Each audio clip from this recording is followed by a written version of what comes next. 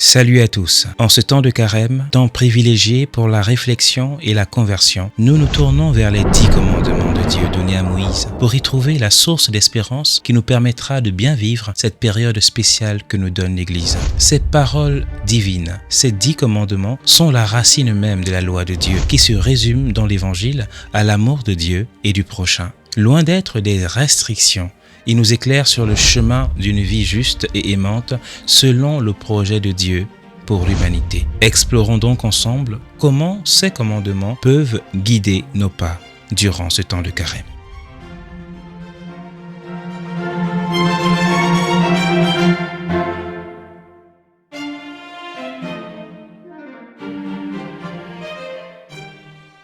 Premier commandement, aimer Dieu avant tout. Je suis le Seigneur ton Dieu qui t'ai fait sortir du pays d'Égypte, de la maison d'esclavage. Tu n'auras pas d'autre Dieu en face de moi. Tu ne feras aucune idole, aucune image de ce qui est là-haut dans les cieux, ou en bas sur la terre, ou dans les eaux par-dessous la terre. Tu ne te prosterneras pas devant ces dieux pour leur rendre un culte, car moi, le Seigneur ton Dieu, je suis un Dieu jaloux. Chez ceux qui me haïssent, je punis la faute des pères sur les fils jusqu'à la 3e et la 4e génération. Mais ceux qui m'aiment et observent mes commandements, je leur montre ma fidélité jusqu'à la 1000e génération.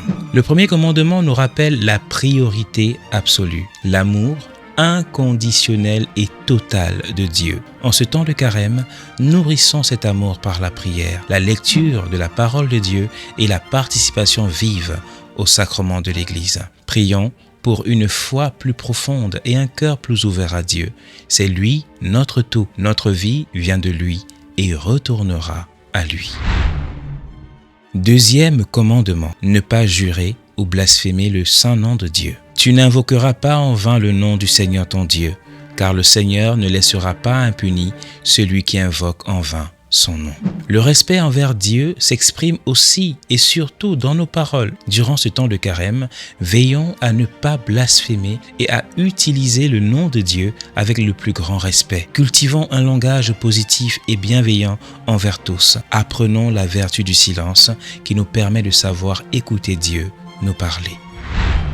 Troisième commandement, sanctifier le jour du Seigneur. Souviens-toi du jour du sabbat pour le sanctifier. Pendant 6 jours, tu travailleras et tu feras ton ouvrage. Mais le 7e jour est le jour du repos, sabbat en l'honneur du Seigneur ton Dieu. Tu ne feras aucun ouvrage, ni toi, ni ton fils, ni ta fille, ni ton serviteur, ni ta servante, ni tes bêtes, ni l'immigré qui est dans ta ville. Car en 6 jours, le Seigneur a fait le ciel, la terre, la mer et tout ce qu'ils contiennent, mais il s'est reposé le 7e jour. C'est pourquoi le Seigneur a béni le jour du sabbat et l'a sanctifié.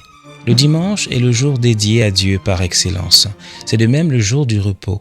Après une semaine de travail acharné pour réaliser le commandement du travail, le Seigneur veut que nous l'imitions en prenant un temps pour nous refaire, pour nous reposer, c'est-à-dire nous poser à nouveau.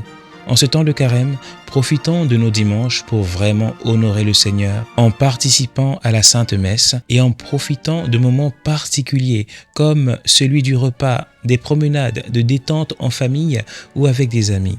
Il est vrai que le Seigneur sait lui-même qu'il y a des situations particulières qui peuvent nous occuper durant le dimanche, comme par exemple des urgences ou un travail particulier au service de la communauté.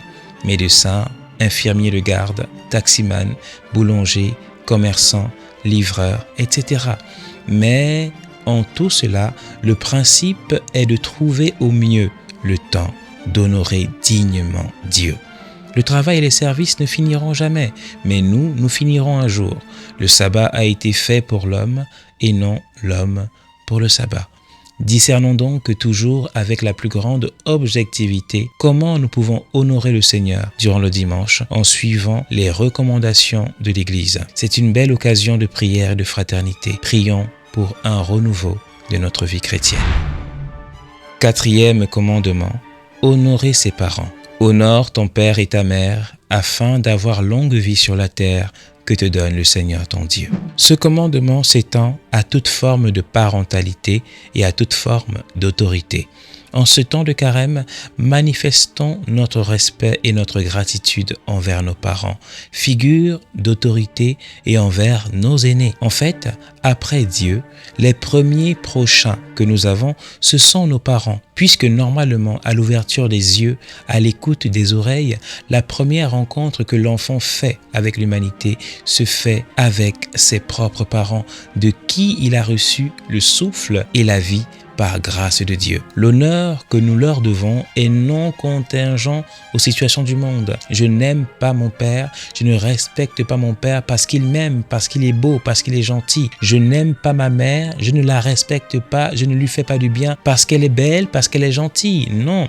Parce que le jour où elle ne sera pas belle, le jour où peut-être elle changera d'humeur, le jour où elle me répondra mal, je cesserai de l'aimer, je cesserai de lui faire du bien. Alors je ne dois pas partir de ces contingences pour donner de l'amour à mon père, donner du respect, de l'amour à ma mère.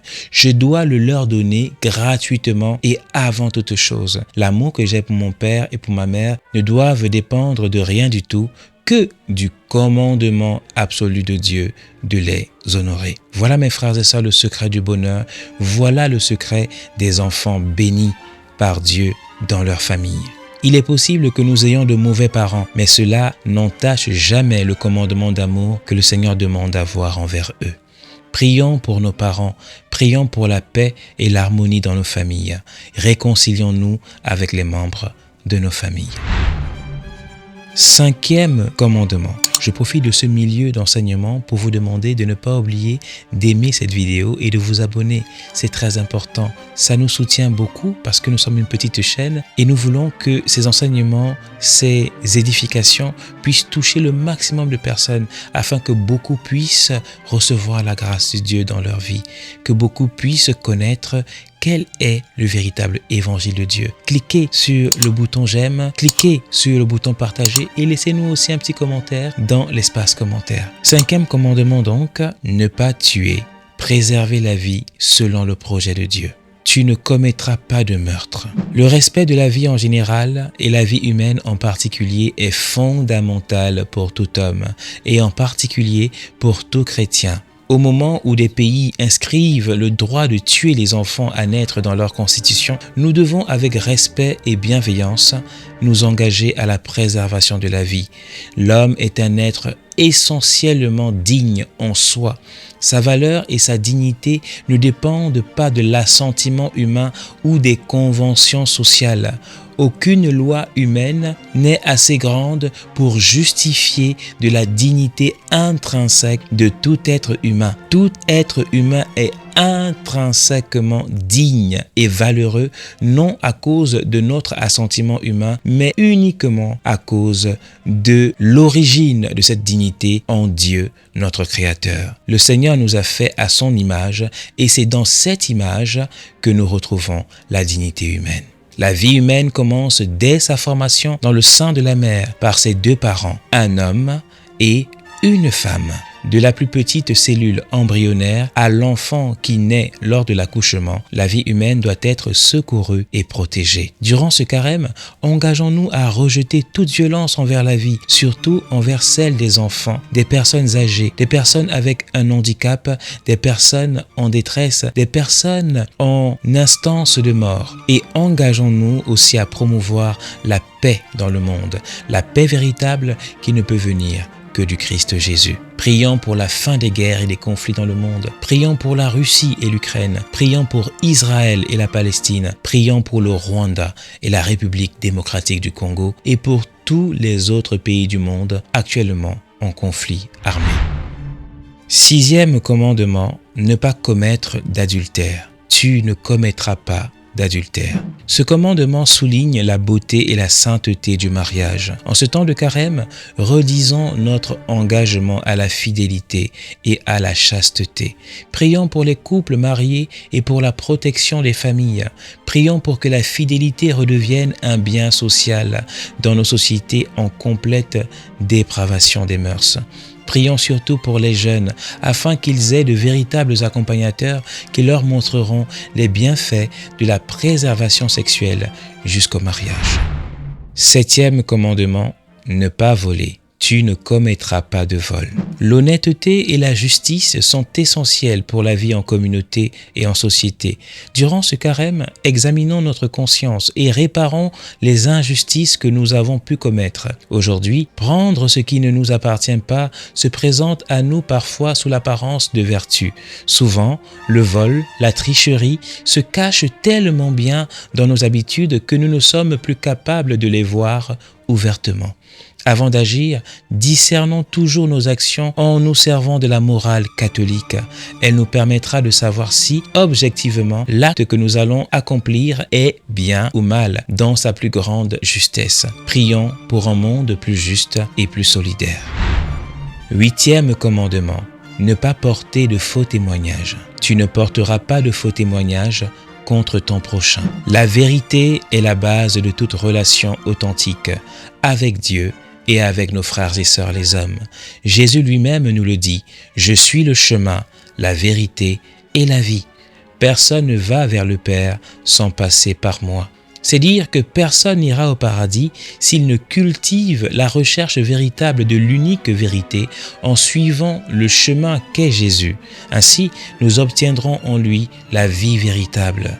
En ce temps de carême, engageons-nous à dire la vérité et à fuir le mensonge et la médisance. Prions pour la conversion des cœurs et le pardon des offenses. 9e commandement, ne pas convoiter la femme d'autrui. Tu ne convoiteras pas la femme de ton prochain. Ce commandement nous invite à fuir l'impureté sous toutes ses formes, les péchés sexuels en pensée et en acte. Nous sommes invités à la pureté du cœur et au respect de l'autre. Durant ce carême, luttons contre les pensées impures et cultivons les vertus de la continence et de la maîtrise de soi. La virilité, ce n'est pas satisfaire à tout prix les désirs sexuels. La véritable virilité, c'est justement la continence sexuelle pour l'amour de Jésus. Prions pour une vie intérieure plus chaste et plus vertueuse.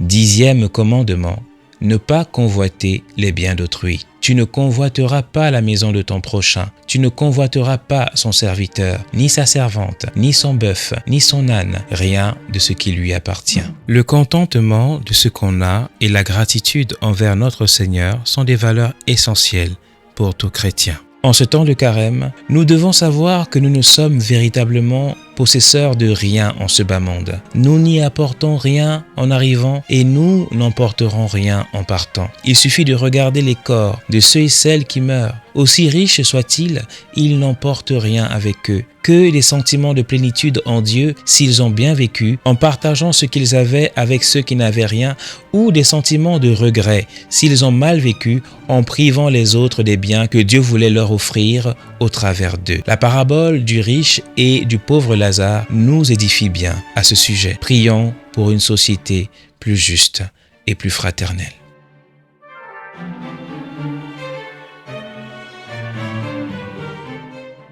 En conclusion, les 10 commandements ne sont pas des fardeaux, mais des guides précieux pour une vie bonne et vertueuse, une vie bonne et heureuse. En les méditant et en les mettant en pratique durant ce carême, nous pouvons progresser sur le chemin de la sainteté et de l'amour. N'oublions pas que Dieu est toujours à nos côtés pour nous soutenir et nous guider. Les 10 commandements se résument à ceci. Aimer Dieu de tout son cœur, de toute son âme, de toute sa force et de toute son intelligence, et aimer son prochain comme soi-même. Bonne marche chrétienne à tous avec les 10 commandements durant ce temps de carême. N'hésitez pas à partager vos réflexions et vos questions dans les commentaires. Aimez et partagez cet enseignement s'il vous a plu. Que ce carême soit un temps de grâce et de transformation intégrale pour chacun et chacune d'entre nous. Que Dieu vous bénisse abondamment. Le Seigneur est saint. Amen.